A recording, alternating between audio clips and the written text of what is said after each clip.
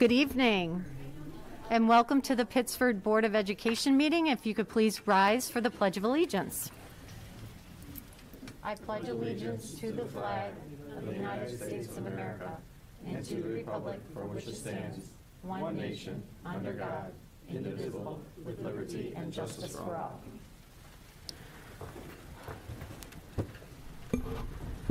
Before we begin tonight, today marks the 9th year since the Sandy Hook Elementary School tragedy. We'd like you to join us in a moment of silence to honor and in memory of the victims and all the families impacted by school shootings, and most recently for the Oxford High School in Michigan.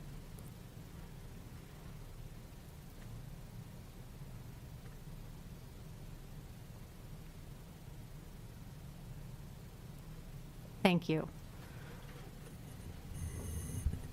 May I have an approval of the agenda, please? I heard Pete and I heard Robin. Any edits? All in favor? Opposed? Motion carried. Principals report. We have Josh Walker from Calkins Road Middle School and Mike Falzoy. Thank you so much for joining us tonight, and thank you for our most recent tour of Calkins Road. I say this often in these COVID times, but we really miss having the coffees and visiting with staff. Please send our best to everyone that we weren't able to see, but what we did see was some pretty fantastic stuff that's happening at Calkins Road. So welcome. Well, thank you. Thank you for having us here, and thank you for being in the building a couple weeks ago. It was great to have you and walking through the halls and seeing students, right? Because that's why we're all here. So we're happy to be here tonight with our guests, who you'll meet in a few minutes. I know that we're all anticipating what they're going to say.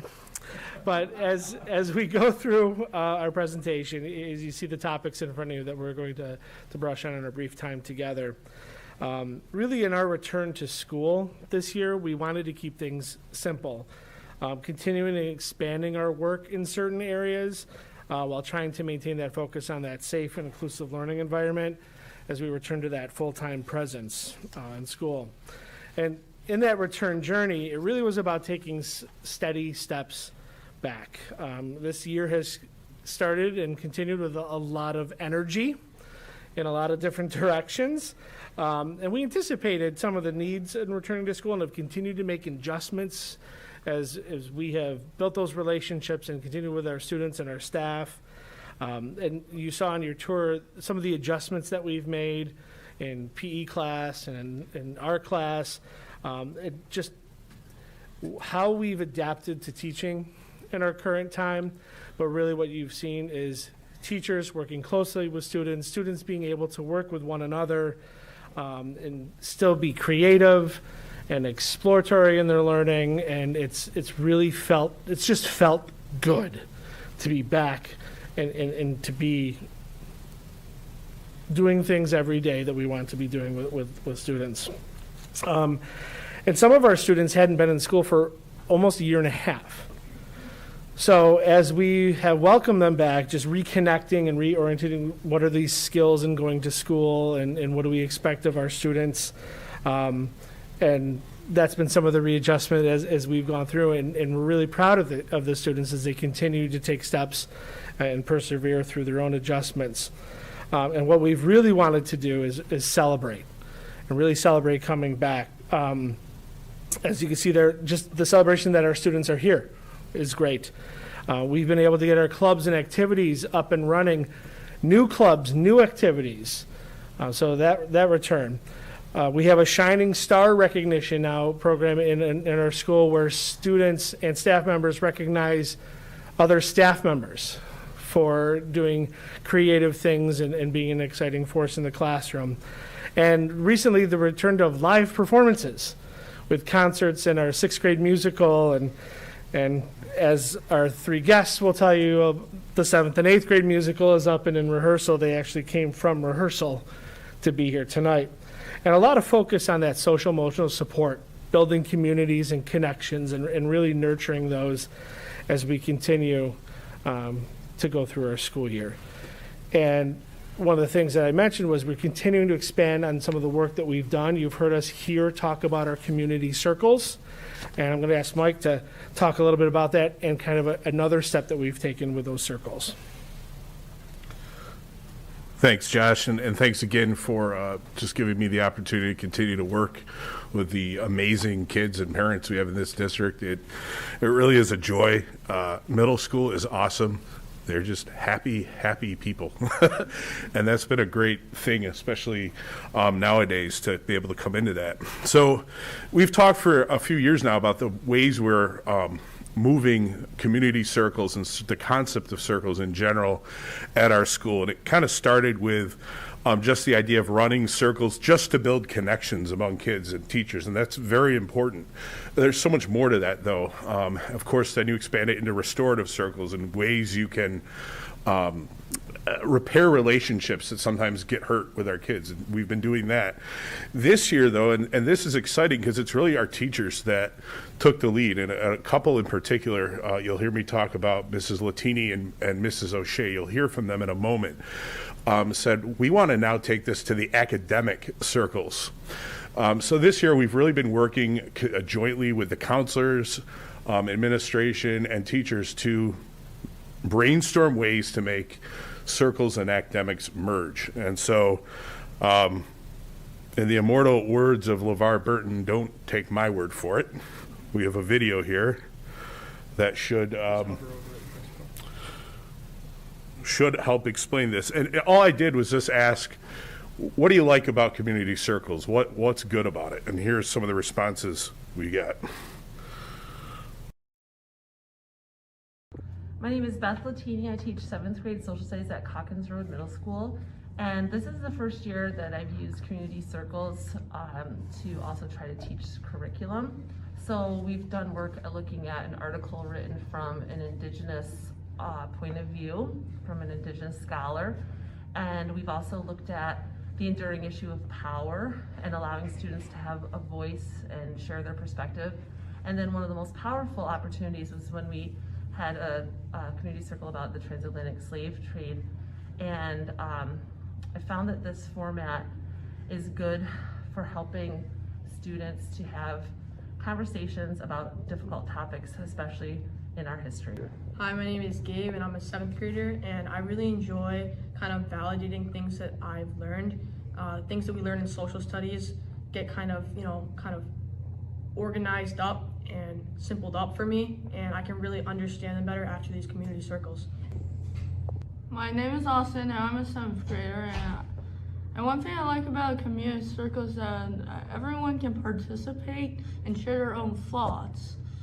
And I also like enjoying me sharing my thoughts and everyone sharing their own different perspectives, so you can see in someone else's perspective.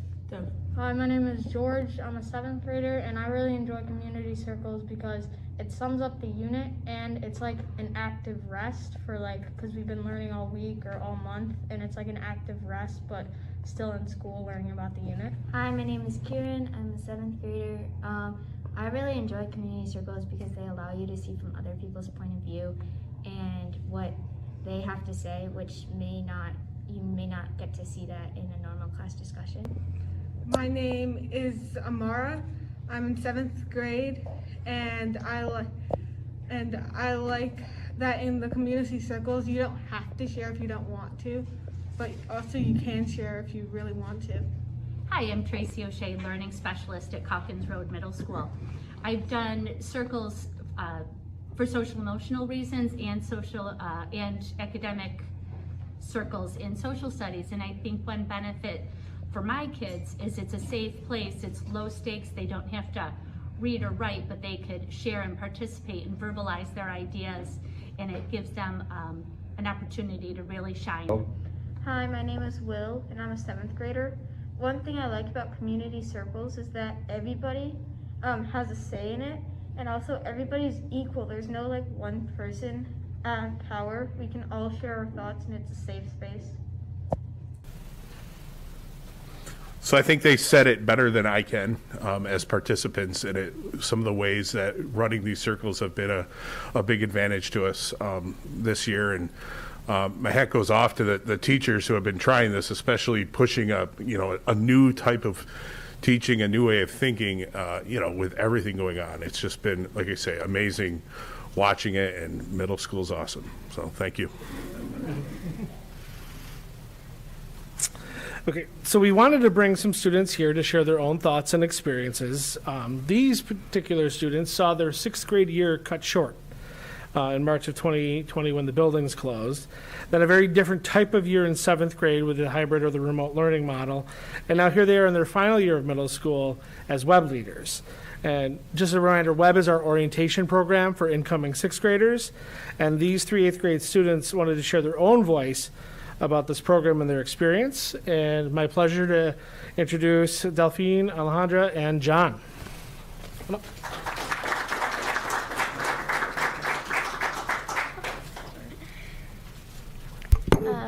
Hello, so I am Alejandra Ochoa, and I am a web leader at Calkins Road. So I would like to start with sharing some of my experiences from 6th grade. I remember going into middle school, I was very nervous and intimidated by the pure size of the school and all the new things I would have to get used to. And it was very comforting to know that there was a whole community of people who would help me get through it, and if I got lost or just guide me through some things that I would find difficult. I would remember seeing these little notes on my locker that I was very excited to see in the beginning of each month from my 2 web leaders. And so the end of last year, when I got the letter saying that I was going to be a web leader this year, I was very excited and looking forward to it. I enjoy having my group of webbies to help out and guide them through middle school the same way they helped me when I started, and I find comfort in knowing that they're going to be okay with me and my partner. I enjoy making their notes now that I'm in 8th grade, and I like seeing them in the hallway when they say hi to me and gives me a smile that day. And I like knowing that they know that I'm going to be there and that it's a place where everybody belongs. And I like to show I'm grateful to be a web leader the same way I was grateful to have my web leaders in 6th grade. So here is John. Hi. Here, okay. Last year, I have some friends who are in 7th grade, and last year they were telling me about how it was kind of hard for them to come into the new learning environment, because especially from going from elementary school to then a middle school, it's a lot bigger, there's more people, it's just a big adjustment to take. So I know that a lot of them felt like really kind of scared at the beginning of last year, and then even scared at the beginning of this year, because last year some of them only had 2 days in school, and that was really hard for them. And so because last year there wasn't really a good structured web program, I think that they didn't really have that guidance that they needed from other students. And now I think that they feel a lot, now they feel better. But I think that now, since this year we do have the web program, the 6th graders coming in now feel a lot more welcomed, yeah. And they felt more at ease coming into the new learning environment. Also, at the beginning of this year, when we had the 6th grade orientation, when they first came and they were waiting before the whole thing started, I noticed that some of them were kind of shy and they weren't really talking, and it was just really nervous, and they were really nervous. And then by the end of the orientation, I felt like they opened up and they felt more welcomed because of the things that the web leaders helped them, and we were very welcoming, and we encouraged them to meet new people and just be, and we wanted to let them know that they're a part of this school too. So I think that really helps, that if there's a web program, it really helps. So here's Delphine. Hi, I'm Delphine. I'm a web leader at Calkins Road. I just wanted to say that although the web program has been beneficial for the incoming 6th graders, web has also given 8th graders a chance to reconnect with fellow classmates or new people in our grade that might not be in our teams. For me, I had a great time getting to know my web partner and our webbies, and most importantly, Miss Augustine and Miss Madalena. I'm very glad I joined web, and it's been an amazing way to reconnect after a year of remote learning. And I highly suggest that the 7th graders of Calkins Road consider joining the web program. Thank you.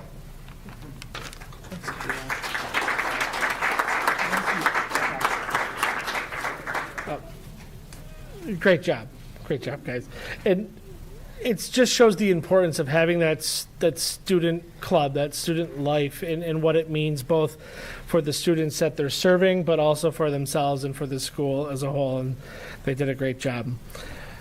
And so in wrapping up, what is our continued focus this year? And really this year's pushed us in many ways so far, and we continue to work very hard for our students and for our staff. The priority really continues to be around our social emotional learning and our mental health supports for all. What is the work in the building, the work with families, the work with students, the work with staff. Really comes down to if a student's not feeling connected. As you heard from them, the connection is so important and so meaningful and weaves through their years. If a student is connected, then they're more available for learning. They're more available to be part of that community.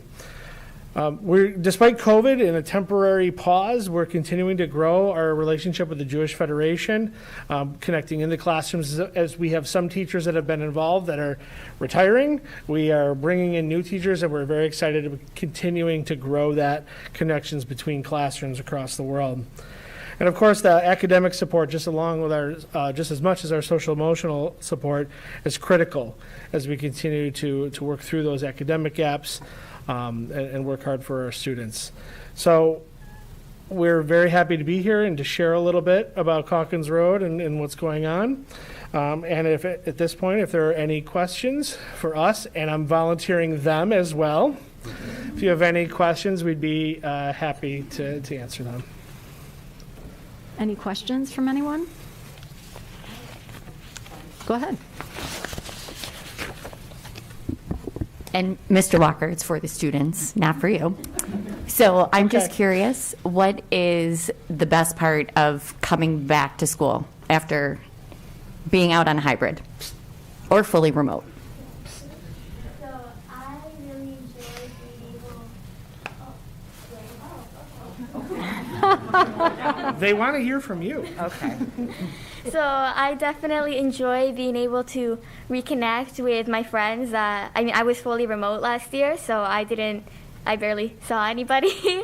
But I enjoy seeing my friends whom I didn't see since 6th grade. I like having more of a personal connection with my teachers. I think it helps me understand the material better, and it helps me just on another level to have a deeper understanding with my teachers when they try to explain something to me. So I feel like that would be the most beneficial thing that came from coming back this year. Yeah. So, like Alejandra, I was also fully remote. So, the only interactions that I had with other people were over Zoom or FaceTime or Teams or something like that. So I really think that it was better, and I felt like I was more in the learning environment rather at a desk in my house. So I think that it really helped me further understand the stuff that we were learning. And I also think that it was easier to ask questions, especially because when you're on a Teams meeting with them, it's like kind of awkward to like raise your hand and then just unmute and then say your question. It's like everyone's listening to you and like recording you. And I always got nervous that would happen and I would ask a stupid question. But I think that now that we're in person more, it's easier to ask questions and it's easier to fully understand the stuff that we're learning. So. Hi.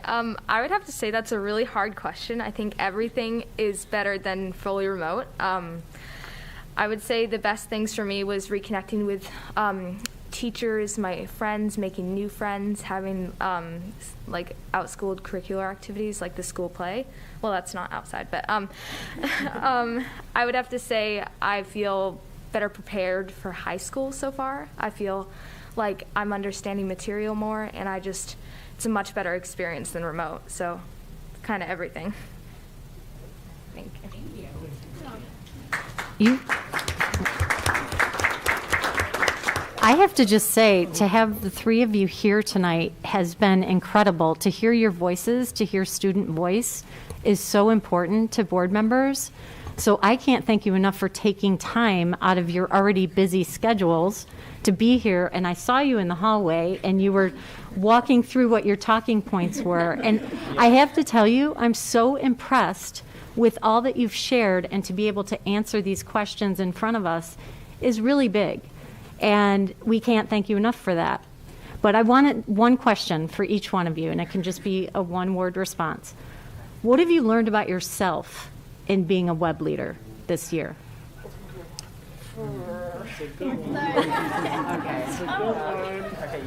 I guess I'm going. I feel I have more confidence this year. I feel years past, I've definitely been more shy to raise my hand. And I never really, I sort of thought remote learning going into is going to be the same as going in person. I was wrong. It was definitely better to be in person, and I feel through my time as a remote learner, I gained more confidence, and this year I'm definitely asking more questions if I don't understand a concept, and I feel, having the confidence to know that I can ask questions and that, it's going to be okay. I feel everyone has questions to ask. I think that just gives me a newfound confidence. So I feel that way. Maybe. Excellent. I would say that I probably feel like more responsible, because I think that when, like Alejandra was saying, when we got our letters at the end of last year, we felt like they wanted us to help bring the sixth graders into the new school. And I felt like that was really kind of reassuring, and it kind of told me that you're good and you're responsible and you can actually help these sixth graders. So I think the biggest thing I've learned about myself through web is I like being a mentor. My biggest thing is I love when sixth graders feel comfortable talking to me. Mm-hmm. I've made a lot of sixth grade friends that I'm very grateful for, and I love it when a sixth grader will come up to me and ask me a question that's probably insignificant. Well, no, but I just think I love it that students will feel comfortable to talk to me. That's great. All three of you are very impressive. Thank you. And you're not going to get one word. I know you asked for one. You're not going to get. Mr. Walker, what have you learned about yourself this year? You're not going to get one word. Gratitude. If you want a real answer to that, gratitude.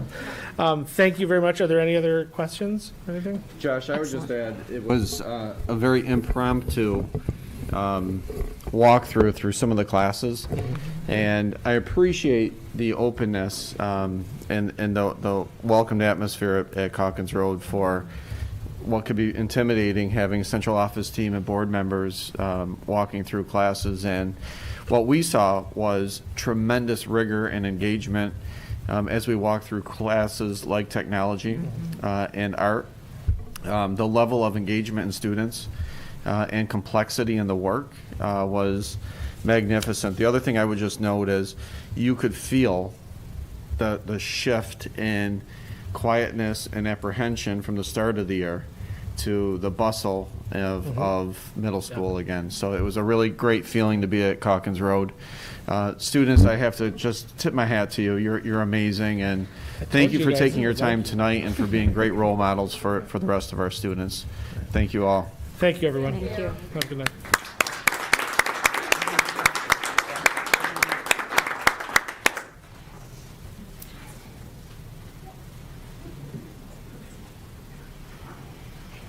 Oh, you're not going anywhere.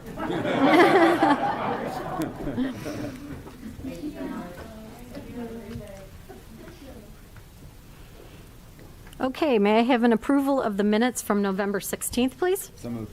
Thanks, Ted. And Sarah, any edits? All in favor? Opposed? Motion carried. Board of Education reports. We're in full swing. There is some discussion as an FYI that the next board leadership meeting and legislative are on the table in terms of we're going to see what COVID numbers look like.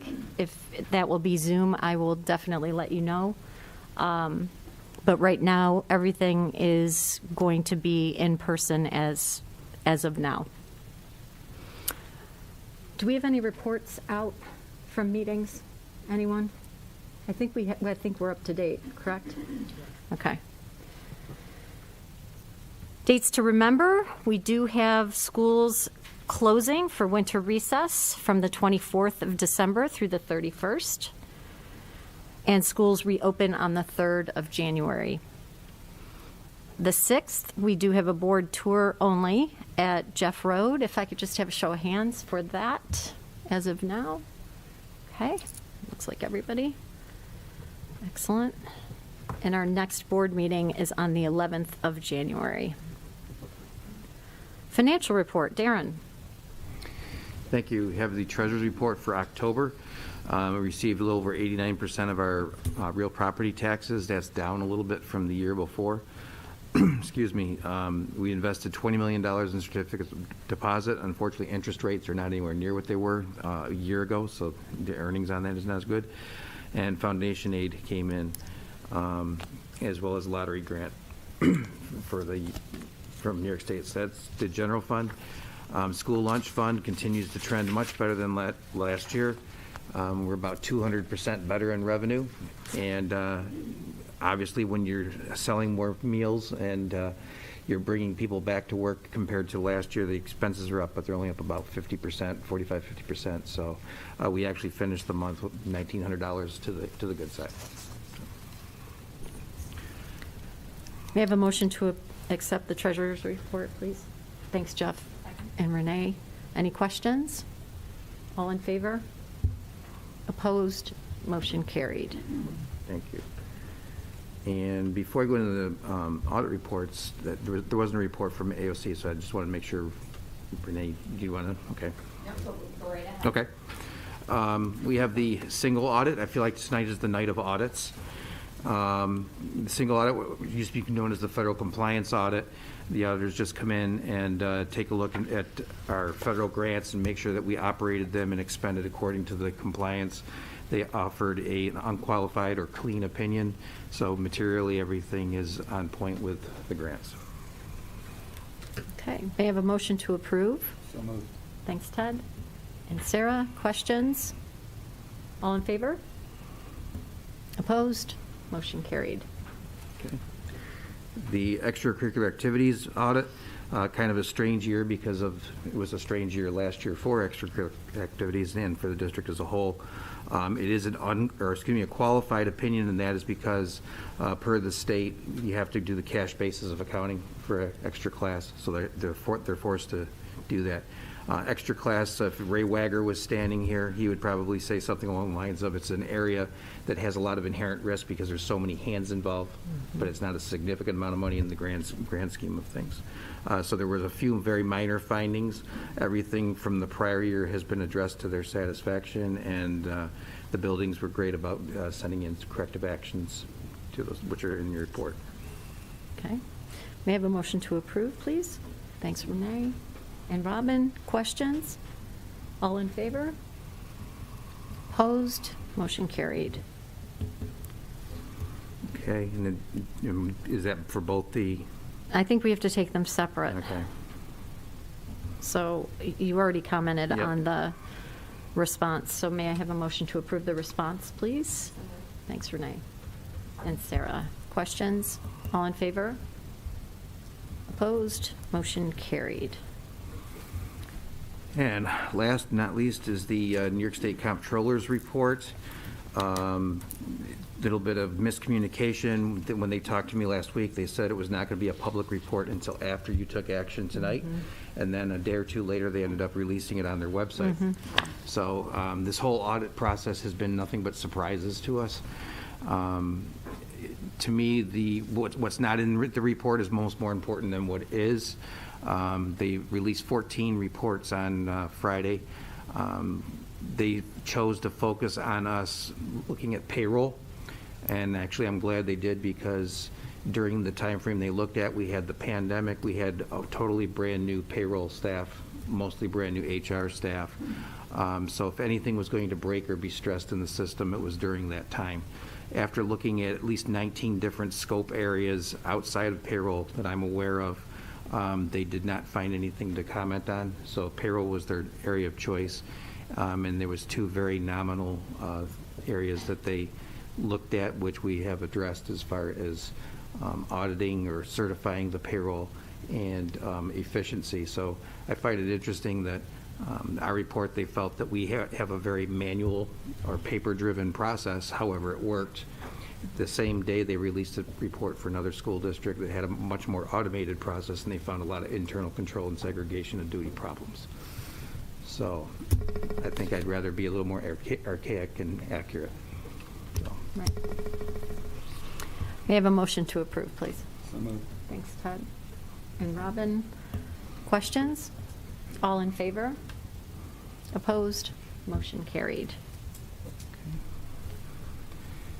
And then lastly, under discussion, I just wanted to quickly say, I don't want to betray any confidence, but one of our outstanding bus drivers, she has battled several times with cancer, and despite treatments and whatnot, hasn't missed a day of work. And recently she was not feeling well, and went to get checked out and was pretty much immediately put into hospice this weekend, and she passed away today. So I would just like to remember her. I'm so sorry to hear that, Darren. It's terrible. Okay. Moving on to human resources, Sean? Good evening. First for your consideration is the professional staff report. We have 3 certificated staff appointments, 1 regular substitute to probationary appointment, 1 full-time increase from .2 to .8, part-time to probationary.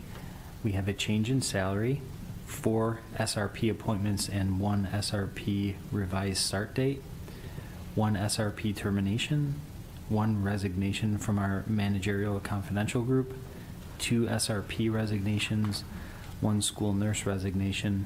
We have winter coaching salaries, and then we have resignation for retirement for the principal at Thornell Road, Mr. DeBell. He will retire in June with 13 years as Thornell Road principal, and 32 years of educational experience. Just like to thank him for his service to our students, staff, and families at Thornell Road, and we also appreciate the fact that he gave us such early notice so we can fill the position as soon as possible. Really appreciate that. Yeah, that helps. Okay. May I have a motion to approve the professional staff report? Thanks, Pete. Sarah, questions? It's always hard to approve these. So, all in favor? Opposed? Motion carried. Thank you. Next for your consideration is the support staff report. We have 2 clerical appointments, 3 resignations, 1 resignation for retirement, 1 bus driver appointment, 1 bus driver resignation. We have 2 custodial maintenance appointments and 3 food service worker appointments. May I have a motion to approve the support staff? Thank you, Renee and Robin. Questions? All in favor?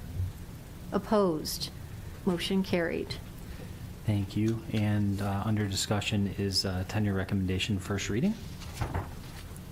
Thank you. Thanks, Sean. Special education report, Elizabeth. Good evening. We have Committee on Special Education and Committee on Preschool Special Education recommendations on the consent agenda this evening. We also have a resolution related to a settlement agreement. Yes, may I have a motion? Thanks, Ted and Robin. All in favor? Opposed? Motion carried. Thanks, Elizabeth. Superintendent's report, Mike. There is not a need for an executive session this evening. For your consideration are a few changes to the Board of Education meeting dates. This conversation started as we looked at our April 26th date, knowing that that is 1 day too late by law to adopt a budget. So, moving backwards, what I would pose to the board is to move our April 12th meeting to April 5th, and then canceling our March 29th meeting since it's so close to April 5th. So for sure, what I'm asking for the board to consider is to cancel March 29th and move April 12th to April 5th. That's what I'm going to ask for you to consider. In the background, just want you to know that in the event that our budget is not ready for adoption on April 5th, then we're going to have to move April 26th to April 25th so we can legally be in the time frame that's permitted for the budget vote, for your consideration. May I have a motion, please? Renee and Sarah. Questions about the changes? All in favor? Opposed? Motion carried. Few updates. One on transportation. I would also echo the sentiments that Darren shared about the bus driver that we lost. I would say that she made every route in attendance during the period that she was sick. And that's the kind of driving force I feel that separates our transportation department from many other departments, is that desire to get kids to school. Having said that, just want to reemphasize the fact that we are light on drivers. And every morning we look at who's called in, how many routes are not covered on that given day. Here is an email I received this afternoon from our director. Last Friday we had 7 drivers out and 4 attendants out. We have 15.5 open runs every day before call-ins start. So Friday we had to cover 21 runs. If we get 9 drivers out in addition to the open runs, we will not be able to cover our runs. Some will not go out or go out after others have runs complete. So we're worried about the number of bus drivers. We are doing a lot to try to address that, including the possibility of contracting with a company that we're very close that will help significantly.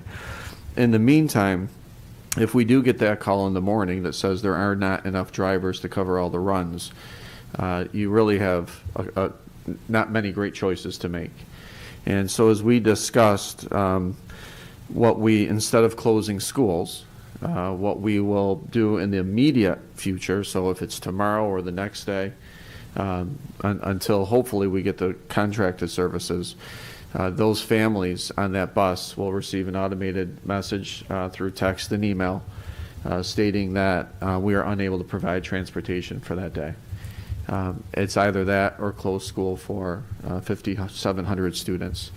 In the meantime, we're looking at a longer range plan to see what other options there are instead of having 1 or 2 or 3 runs, not being able to get them to school.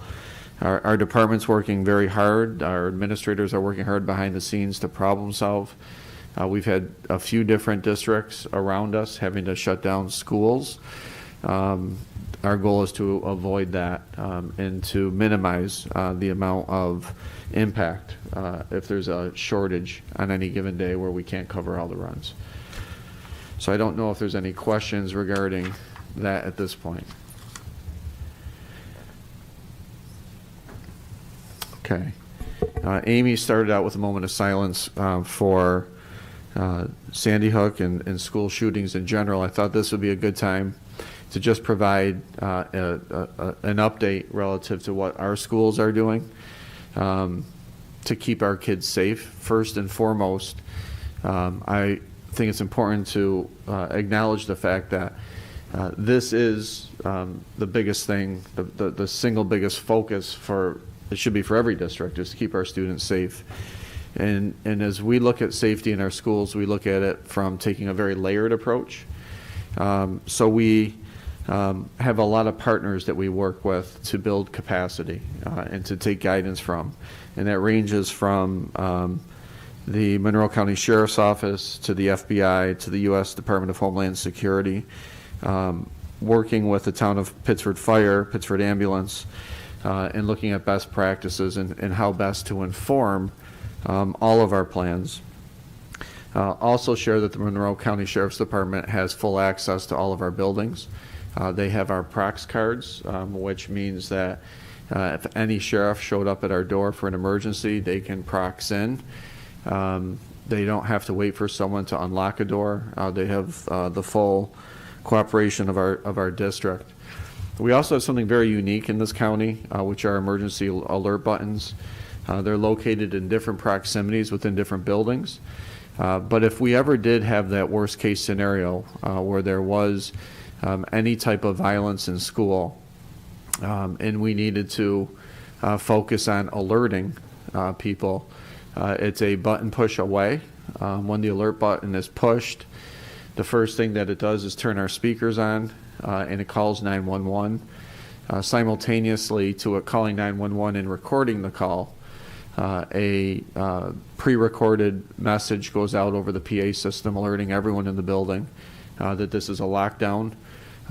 While that's happening, we also will have alerts going on the smart boards, computers, phones, and while that's happening, so all of this is happening concurrently, our incident management team at the central office level will receive alerts that this building is in lockdown, which then initiates our team to come together and begin our process, which has a lot of different components to it, with each of us being assigned different roles. One of the roles, for example, is how to communicate to families of kids that are in the building, for example. Recently, and actually, if I can keep going as far as layers, we've also enhanced our security cameras. We've installed 16 additional digital security cameras, so we have over 200 total in the district. We've enhanced our smart card badges for authentication. And one of the biggest prevention methods of having intruders enter our classrooms is the installation of intruder locks. So our doors also lock from the inside. So if there is ever this worst case scenario, it is bringing kids in the classroom, shutting the door, and we have the capacity to have it locked from the inside, not having to go out in the hallway and fidget with the keys. From a prevention perspective, we are growing a much more robust mental health program and services with our counselors, our psychologists, our social workers, and other specialized mental health professionals. This year, with the help of the federal funds, we've increased our mental health professionals by a total of 3 full-time people. In addition, more support during breaks and more support during summer with Pittsford Youth and other mental health professionals. The value added has been significant, especially at the high schools. This is the first year ever where we have certified school social workers at both Mendon and Sutherland, and they are very busy in supporting students. We've also have a mental health team within each of our 9 buildings, and then an extra layer to that, which is very recent, is we've pulled together a threat assessment team for all 9 of our buildings, including a central office team threat assessment.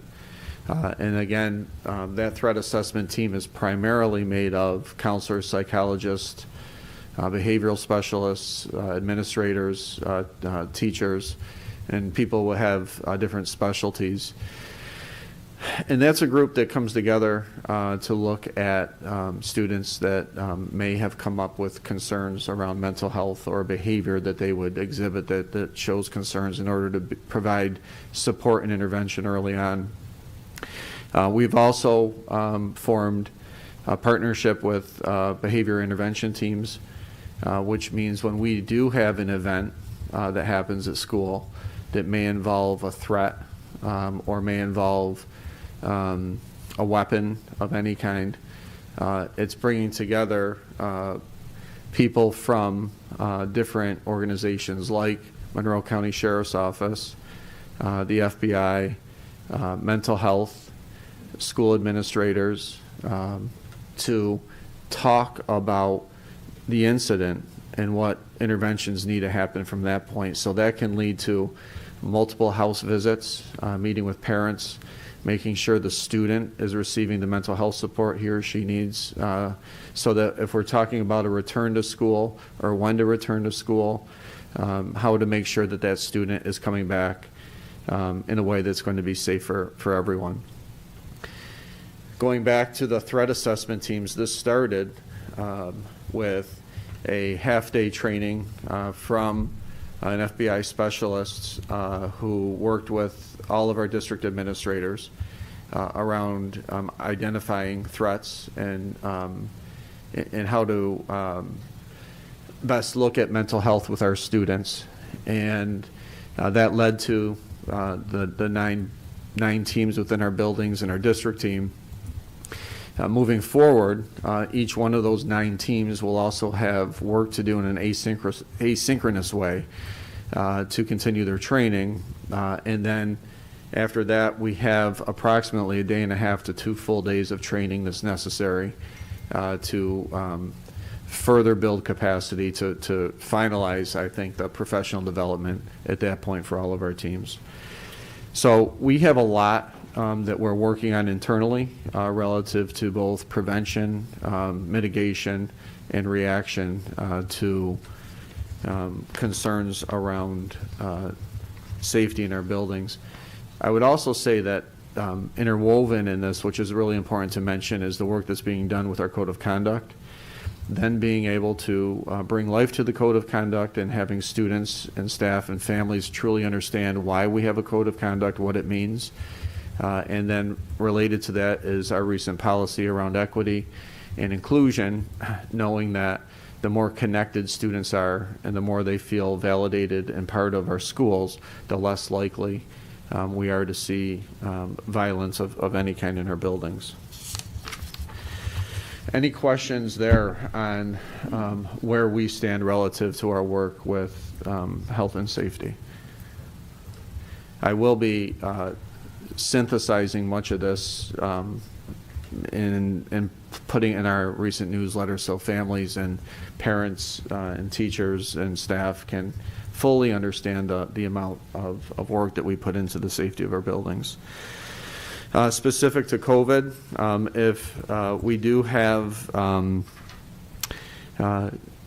request from the county to hand out COVID tests to families prior to leaving for break. As we discussed, we felt really uncomfortable just stuffing COVID tests in kids' backpacks, and we felt like the community and the families needed to be part of this process. So tomorrow we will be sending out a survey to all families, asking them to make one of 3 choices. Choice 1 is to give us permission to send a test kit home with their child on Thursday, December 23rd. Check that off. That means that if you're a K through 8 student, that means you're going to have a COVID test that's going in your backpack, and knowing that families should expect that. Choice 2 is to be able to pick up the test at school. And then our principals will send out when and what the parameters are to do that. And choice 3 is to decline the tests altogether. And then based on how many people decline the test, we will provide those additions to families that request them or staff that request them. We've also had a testing clinic 4 days a week. Yesterday, and we're doing more and more PCR tests, which means we have a lot of students coming in symptomatic. So yesterday, I think we tested 50 students, 3 were positive. People have been very, very receptive and appreciative. The nurses have been great. We plan on continuing that for 2 weeks after break. with the biggest purpose of being able to stay open, never having to close our schools. So that's been met with positive feedback. I also just want to share that I have started my student advisory committee, and that is composed of actually 17 students between Mendon and Sutherland.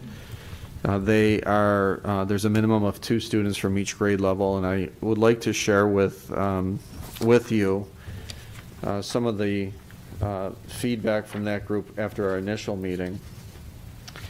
I normally don't bring this many papers, so I apologize. So why don't I share first with you, while I pull this up, what their hopes were for the committee together. So not in order of priority yet. They're as follows. People with trauma are broken free by others, not judging them, and that all students can feel comfortable in our schools. It's pretty amazing to come from a student's mouth. Students and staff change attitudes towards minority students. Get to know students better from our own school, including our own grade level. That people of color are heard and validated when something happens. More people are proactive to include others, sit with others at lunch if someone is alone. We're able to create a safe space within the school to deal with mental health breaks. Be a leader as a district in the area of inclusivity. Provide more activities as a grade level to learn more about one another. So that's the second time that was shared. Enforce more strict consequences, holding others accountable for their words. Students feel comfortable expressing injustices to staff and to be heard while doing so. Understanding that inclusivity work trickles down to teachers, staff, students, and families, and up to other districts in our county. Encourage others to listen more. Have 0 incidents of hate crimes in our school. Create a school where everyone feels comfortable.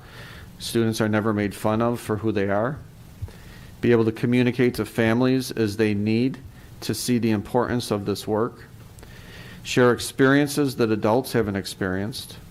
Teach others to be more accepting. And then the last one, teach others how to deal with conflict and resentment. Adult social media is not modeling this. So that was a student who shared with our group that he went on to some of the Facebook groups and on his own and looked at the dialogue that was taking place. Prior to starting the meeting, I asked the students to create norms, and these were the rules of engagement that the students shared. 1 was to respect all opinions. 2 was to be an active listener. 3 was to respect different perspectives and never to invalidate personal experiences.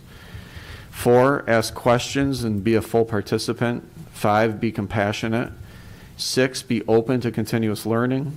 7, be present mentally and physically. 8, respect confidentiality. And 9, agree on communications after each meeting. So students had some homework to do after our meeting, and that was to prioritize their list of 17 hopes for the committee. Those are coming in as we speak. Once they're prioritized and we meet again, so we meet monthly, we will begin an action plan for achieving those hopes for our kids.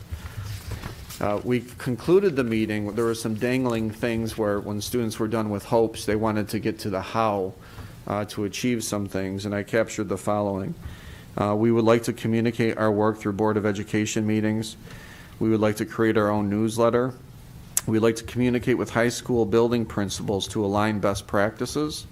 So if something great is happening at Sutherland, making sure it's also happening at Mendon. We would like to present during faculty meetings. We'd like to offer lunch and learns for students that are interested. We'd like to involve the community somehow. We would like to have more abbreviated schedules called WIN days, a minimum of once a month to focus part of those days on culture and respect and getting to know each other as a building community. And another idea that was captured was how do we appreciate and understand other people's cultures that make up our school community. That was meeting 1. I can't wait for meeting 2 and the rest. It's an amazing group. And it's amazing when you hear students' individual stories to bring to life how important their perspectives are. I think I am done. The what? Yes, I do have regular things to talk about too. Also for your consideration, so eloquently and casually, policy recommendations for the first reading. So we have 4 policies for your consideration. 3 are specific to special education and 1 is specific to student gender identity. And now I'm done. You sure? I'm done. Thank you. Okay. Thanks, Mike. May I have a motion to approve the consent agenda? Second. Pete and Ted? Okay. All in favor? Opposed? Motion carried. Old business? Anyone? New business? Anyone? No? Okay. Public comment. I believe I know most of the people who are in the audience that have submitted white note cards. So you know the rules of engagement. You'll have 3 minutes, and my Vice President, Ted, will be keeping the time for us. So we'll start with Cheryl Georger. There's somebody that would like to speak before me because they have to, okay, I have to leave, so it's okay, I have my cards next. Okay, so Laura Jean Dykeman. Yeah, thanks so much. And Laura Jean, if you could just start with your address, please. Yes, 19 Rippingdale Road. Thanks. I'm just going to begin by sharing some facts regarding SARS-CoV-2. 1, SARS-CoV-2 is only spread when symptoms are present. 2, asymptomatic testing is not FDA cleared or supported by any regulatory bodies. 3, natural immunity is robust, complete, and durable. 4, COVID-19 is a treatable illness with early sequenced multi-drug therapy. 5, the genetic COVID-19 vaccines are not sufficiently safe or effective for the public. 6, vaccinated people can still get and transmit COVID. 7, there have been more reported adverse reactions from these experimental vaccines than from all other vaccines combined since reporting has begun, not to mention the 5-year-old in Buffalo right now who's fighting for his life after having a heart attack after receiving his COVID vaccine. 8, there is plenty scientific and real-world evidence that masks do nothing to halt the spread of the disease. I'm happy to share with all of you this data so you can understand that these are indeed facts, although you are hearing different things on the television. I'm happy to send them all your way. I would like the following questions to be answered either now or in the superintendent newsletter, and I think it's important for your stakeholders to know the answers. 1, what data are you using to justify and implement segregated weekly testing of unvaccinated healthy staff, or are you just following orders? What data are you using to discriminatorily test exposed unvaccinated students but not vaccinated students in order for them to stay in classes but not in extracurriculars? Or are you just following orders? What data are you using to continue masking our children while half the states have discontinued all masking and states declaring COVID pandemic as completely over? Or are you just following the orders? When will the COVID vaccine be mandatory for our children to attend school? Will you just follow the orders? Throughout history, there were many that just followed the orders, all while knowing it's wrong, but somehow justifying to themselves that it was okay. I know you know your history. You're smart people. I ask you to do your own research, stand up and do what's right by not just following these overreaching, non-scientific, and unconstitutional orders. For the sake of our children and their families that you serve, do what's right. We look forward to your answers to the questions that have been asked. Thank you.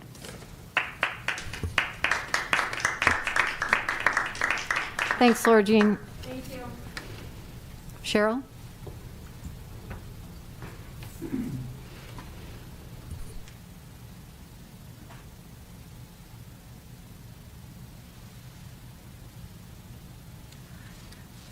Hi, my name is Cheryl Georgia, and I live at 70 Woodland Road. We all know about CARES money for the schools to keep the kids hybrid, test healthy people, mask the kids, use hand sanitizer that we know is not good for kids or the environment, use cleaners that actually have the label on them, pesticides, as I've seen in my place of employment, and to promote the COVID-19 inoculation for young, healthy, possibly immune. So I would like to ask you a few questions about the money you're receiving. I would like these questions answered tonight if possible. We appreciate your answers as it will help parents decide what they will need to do and prepare for. Has the county, state, or federal governments given you instructions or orders about a potential COVID inoculation for New York State school children? Yes or no?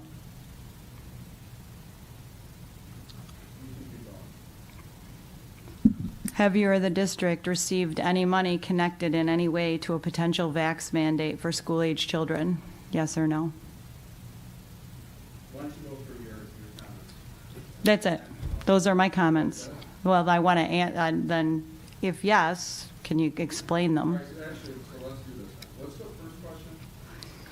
Has the county, state, or federal governments given you instructions or orders about a potential COVID inoculation for New York State school children? Yeah. And the next one is, you've received any money in any way for a potential vax mandate? I don't think so. I think the only money that we're getting is in the form of tests for our community and for our kids. Is that, I'm not sure if that's a loaded question or no, that's regarding an honest question. I'm regarding asking no it for regarding real. inoculations. No. So you basically have no information about mandate or received any money then, for the record, right? You've heard my answers, so Okay. I'm not hiding anything. We haven't heard anything from the state about mandating vaccines for all of our kids, and we've heard, and to my knowledge, I can't recall getting any checks sent to Pittsford Central School District for vaccinating kids. Boy, unless there's a sideways way in answering that, I appreciate you being forthright. Sure. Thank you. Yeah, thank you. And those are the only two cards I have. Is everyone Have covered? we, I'm just asking, am I wrong here? Have we received any money for, okay, no, so we haven't. Okay. I haven't heard anything at the county level through school boards, so. Okay, with that, we are going to close out public comment, and may I have a motion to adjourn, please? Jeff and Ted, all in favor? Opposed? Motion carried. Have a safe winter break, everyone.